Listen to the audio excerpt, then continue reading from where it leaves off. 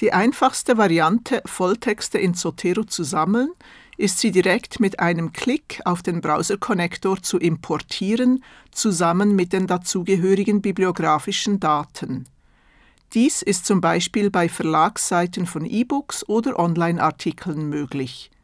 Sobald das PDF-Icon im Save to Zotero-Fenster farbig ist, ist der Volltext fertig heruntergeladen. Der Volltext wird automatisch dem bibliografischen Eintrag in Zotero zugeordnet.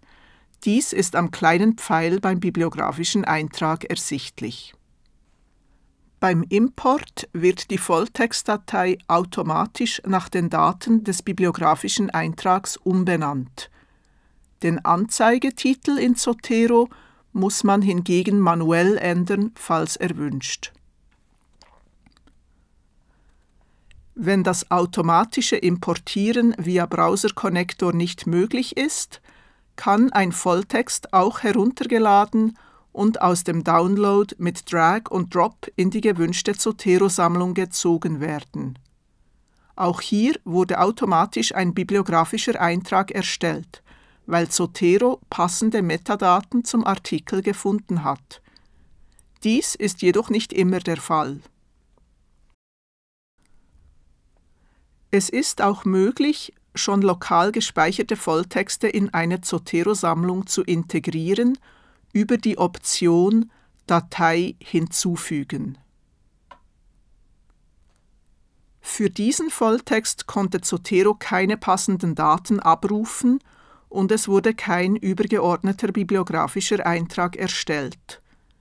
In diesem Fall kann mit einem rechten Mausklick und der Option Übergeordneten Eintrag erstellen ein bibliografischer Eintrag generiert werden, indem man entweder einen Identifikator wie eine ISBN oder DOI eingibt oder indem man die nötigen Angaben manuell ergänzt. Wenn zum Beispiel bei einem älteren Artikel keine DOI existiert, ist es auch möglich, die bibliografischen Daten zum Artikel via den Browser-Konnektor aus einer Recherchequelle wie zum Beispiel einem Bibliothekskatalog oder einer Datenbank zu importieren. Die PDF-Datei kann dann mit Drag and Drop dem so erstellten Eintrag angehängt werden.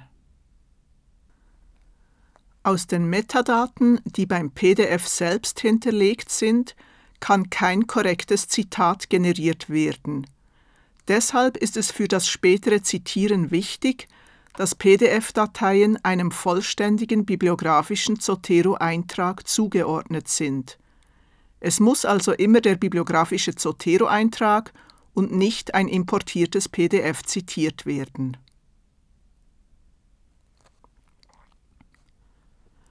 Ein schon bestehender bibliografischer Eintrag kann manuell mit einem Volltext ergänzt werden. Dazu wird der Eintrag angeklickt und die Option Datei anhängen gewählt.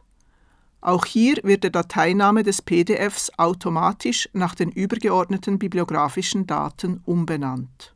Dies ist in den Grundeinstellungen von Zotero so eingerichtet.